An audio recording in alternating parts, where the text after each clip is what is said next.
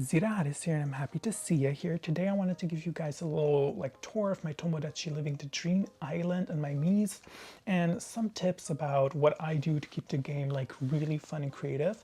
So I've been working on this, not working, I've been playing for about a week, and a little bit of context, I've been a TomoDachi Live fan since the 2DS game, so that's about oh Lord, how long is that ago? 13 years ago. I remember when I got the game, it was with my friends from sixth grade, because it was sixth grade, and I told them, no, this is for my cousin, it's not for me, because it was seen as more like a girl's game, because it was like a simulation game. And look how the tables have turned. Well, the tables have not really turned, but it just, chime has changed, but whatever. And I'm also a character designer and visual artist, and in general lover of the digital arts. So that's kind of a context about why I might be so deeply obsessed with the game. First, my first tip is get one of those styluses. I low-key don't know where I put mine, whatever, I don't need it for this video. But the stylus, you know, thing which you can do the touchscreen stuff, helps so much for creating these. But this is my island. Let's just get into it. First, this game is a sandbox and fish tank at the same time. So what I mean by that, fish tank, is do not expect the game to be like a dog. Somebody did that comparison on the TikTok comment. Like, people who have a dog as a pet, dogs are very active, they jump at you, they play with you, they want things. Fish are not. Fish you watch, fish you enjoy in a calm kind of vibe, and you take care of them. They don't give a lot back in that sense, besides that kind of calming energy. And also, of course, you love your fish and stuff. But in this game, that kind of just means that you shouldn't expect the game to be super high stimulation, even though it is more stimulating than a fish tank, let's be real. And the sandbox, to me, that is one of the most things that people do not understand, is the game will not fully create all of these fun creative scenarios if you do not put as much work into making your island yours. And you really have to role play. That's one thing. You really have to role play. You have to pretend, and it's not like at the fall of the game. It's just a really fun thing to do, and also it's kind of like a sandbox, as I said. You have to girl, comment if you're a speech therapist, and what kind of speech impediment do you think I have? Because what the fuck is role play? Role play? I think I developed it because I'm a racist, but anyways. Let's just get into how I roleplay on the island. So first things, let's just get back from this little view, get out of this kind of vibe, and let's look at the Miis that I have. This was my first Mii, Whale Nessa. Let's look at her. This is the first Mii I ever made because the island's called Orcalantis, so she's kind of like a orca queen of the island, and she's reading history of orcas. That's something I wrote, well, made, but she's the author. That's one way I also role play. You just have to pretend. So I pretend that she's the author of the book, even though she's not. But it makes sense because she's the first orca here, and she's writing about orcas in general. I should make a new whale because I only have her. But anyways, it's an educational book. Let's look at the next Mii. So when you look at my Miis, you will realize there's not any based on any characters that were there before besides Adam Driver and me. That's one thing I really like doing, is creating my own original characters, but maybe that's a bit challenging for other people. So for example, I did this one by thinking of the idea of having a bard on my island. I don't know if the game is too loud. Is it too loud? I don't know. But girl, no, we're not playing now. No, we're not playing. And one thing I do wish is that there were more mini games, for example, a puzzle, a Sudoku, or things like that. I think that would be really fitting. Oh, he got the thing that he had gotten during his what is it called, honeymoon? So cute. But yeah, for example, his kind of main idea was to create a bard, or I pick a hairstyle or a trait like that and start building the character from there.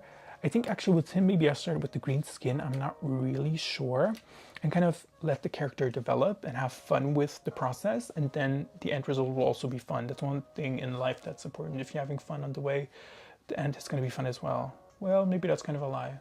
Well, who cares? And another way you can make Miis is, let's just show, I'm going to skip a few ahead. Karen from Pluto was actually a prompt from a friend in class. Karen, I'm not going to do stuff. We both each other played this game, so we gave each other prompts, and we both had to make mole characters. Mine, alien mole, her, nerd mole. And I don't want to right now. I don't want to. And this is the character that I have. And also the main idea for making the alien is because I had this like alien spaceship suit and I really wanted to make an alien. And you can already see some other things that I did to flesh out the character, but that's going to be talked about a bit later. And a final kind of tip, so besides like having prompts and starting off of a clothing item, a hairstyle, an occupation, a history, is to think of siblings and be inspired by the game. Because we have here Rochandral, who's inspired by Rochelle Goyle from Monster High if she was a tiny gargoyle pebble. That was the main idea. And then one day, let me go into the menu. Where's the... No, not the eShop girl. Album. One day while I was just playing, you can see here, where is it? 'Cause you are not a stranger, man. Oh, where's the... There's a lot of wedding studs because the 2 first weddings happened and I was like, oh god, it's so cute. Oh, it is Animal Crossing now. That's a bit too far. Wait, this is when we fell in love? Actually, that was not the wedding. The wedding... Girl. One thing I do is take too many screenshots. So one day, I saw this character in a cutscene in the trash. Also, I'm sorry if like shakes. This is like recorded on my bed, so I'm sorry. I'm gonna try to not like shake my fat, huge ass. It's gonna be so hard. Like, wait, let me not shake it. Is it so distracting? I hope not. I'm sorry if it is. If it is, suck it the fuck up. So I had this like character in the trash and I was like, oh my god, I want to create this character that lives in the trash. So I actually made a trash can that you can live in, and then created her, but she didn't really look like somebody who would live in the trash. Troshandrel, she was giving more like vegan vibes. So they're like siblings and they don't know it yet, but I think when they move in together, they will know it because that's kind of my goal of making them like friends. Where's Troshandrel? Troshandrel. Here she is. There she is. Such a cutie pie. And another thing that can inspire you is pets. For example, I had him and I had this ghost pet and I wanted to make a ghost character that's like dead. And he's that dead boy because he's dead. And using him as kind of an example, I will transition into how I roleplay in other ways. Because his house is right here. You're like, where's the house? Where the fuck is the house? I made the mother tucking gravestone. Yes, this is his house, a gravestone, because you can make custom exteriors, which is so fun. Then you go inside, and it's the, what is it called?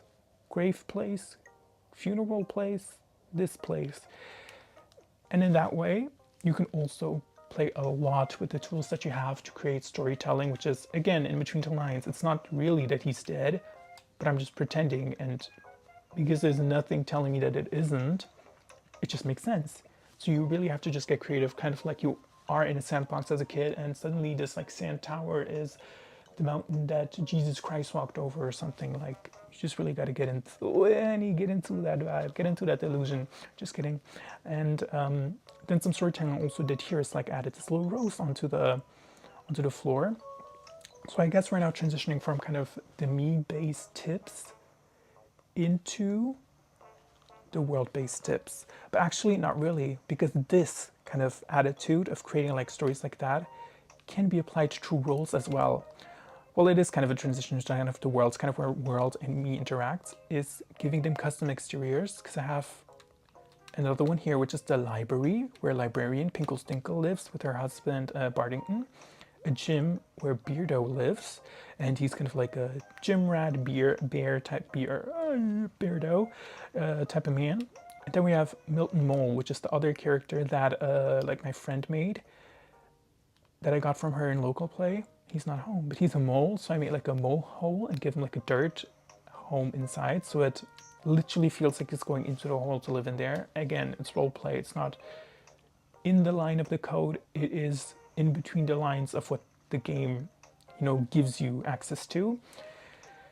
Those are kind of the main roles. The one I'm working on right now is also this hairdressing salon, because it's called Haircuts by Water Nympho, which also kind of maybe as a tip is to change up your characters' maybe hair from time to time, their outfits, their things, make them look maybe a bit older as time goes on if you want to do that. Give them a new personality. Maybe they have like a personality shift. Water Nympho is going to be like a fire nymph, because I can change his name. So also develop kind of your characters. And in that vein, do not have too many at once. I have about like 13. I've been playing for like a week. And yesterday I think I added them too, but 2 days ago I didn't add anybody. So really take it slow, let the characters develop and give them time to arrive. So let's just get into kind of the world tips that I have. So first of all, as I said, kind of making custom exteriors and playing with storytelling also through like the flooring. Because I have here a rose, then the rose goes there. And then, the rose is lost. Girl, I'm so fucking bad at acting. Then there's a rose in front of Salem Soul's house, which is kind of this gothic girly. And the storyline is that she always goes to his grave to give him like flowers, and he's actually in love with her. So my hope is to kind of develop the storyline to a point where they come together, and because of the power of love, he comes back to life. And I'm gonna give him like a skin tone that's, because now he has like a skin tone that's like more gray, and I want to give him one that's the same one but just not gray version, so it kind of looks more alive and give him a smile. So that's kind of a way I'm planning the storyline, but I'm not gonna maybe force it if it just doesn't happen. Let the moment really do that thing for you. And here's also some like storytelling. I added like a little book on the floor, added like a second little part to the library once the library was too small to have them both. And signs. Signs are also a huge way to play with storytelling in like the way you make the world. Where's the sign? Here. This is the registry, which is all the residents up to like the other, like the dead boy. I just don't have enough to make a next sign, but I'll soon start on that when I have more Miis. And as you can see also, there's a residential area Grande, and like a city area. And I think that's also really important in kind of your map layout, to start off with like the wishing well and build things around it. And to not be afraid of just separating these things, but also realize that because there's not a lot of residential homes here, there's not a lot of Miis that come here. It's pretty empty, like, but I think that might be also the case because I just don't have that many Miis yet. And what else? Let's see in my notes, because I'm a stupid ass fucking chungus. When it comes to also the world, as I said, signs are important. As you saw, the haircut sign, the sign here, the watch out sign from Milton Mole's hole, ew, his hole, ew. And landscaping. I think what I've seen a lot of people do is just use the grass and that's it, but it's really important, not important, but I recommend using like different textures. Maybe here's a really good example. There's like the bush, the dirt, the grass, the sakura, and it kind of creates a more interesting looking and realistic, not realistic, but more like alive looking like field. Because if it's just that grass, like it's just not, ooh, everything's running low storage, low battery, like girl, but high creativity, that's it. And yeah, and also I forgot with the book character, I made like custom books that fit with certain characters and fit their story arc and give them to them. And then also give all of them to the librarians, just kind of like the keeper of all the books. And exactly, adding texture, that was the last point that I had. And the neighborhoods, and again, kind of in the world building, really make storytelling kind of central.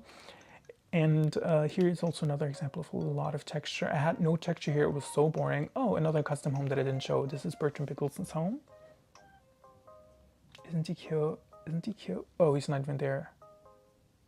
Anyways, he wanted this like inside. Doesn't make any sense. I wanted to make it like a grocery store inside, so it kind of looks like he maybe goes at night and eats stuff there, which would be really cute. But I think those are kind of the general gist of the ideas that I could like recommend to tell stories. Also with like giving them, what is it, like quirks, you can develop their character, but that's like understandable. Like, girl, if you didn't know that, did you fall on your head as a baby one too many times? But that was it, I think, for kind of the general island tips, the tips that I have for making Miis. And again, to reiterate, it's a sandbox. Treat it like that. Role play, play in between the lines. Like one also metaphor or like thought experiment that I kind of was thinking about is a kid that has like a stick can like imagine it's like 1,000 things, you know, like you can play with it as an airplane, but at the end of the day it's a stick, but you put in yourself inside of it and your creativity.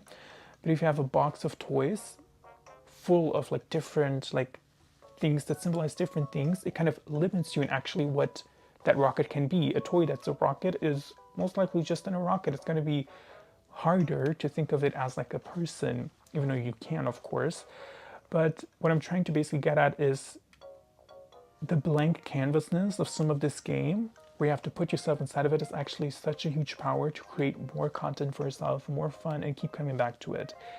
And also, not be afraid to make more islands, because if you have separate accounts, I don't know if you knew that, but if you have different accounts, you can make different islands. And for example, on this island, I'm focusing on having like my original characters, with a few exceptions if I really feel like it, like myself, Adam Driver, and Adam, because he's inspired by the movie where it was like a knight. And on the other island, on my other account, it's like, so far it's called I can't spell, I can't talk, I can't fart. It's like more like a reality TV island, so there's going to be more like reality TV characters. But yeah, those were kind of the tips and tricks. If you have any more questions, let me know. And if you want any tutorials about how to do stuff, let me know. Actually, I probably won't do that because that sounds boring as hell, JK, but there's people who do that already. Like, why would I do that? How cute. Best game ever award 2026. Thank you for watching. See you soon.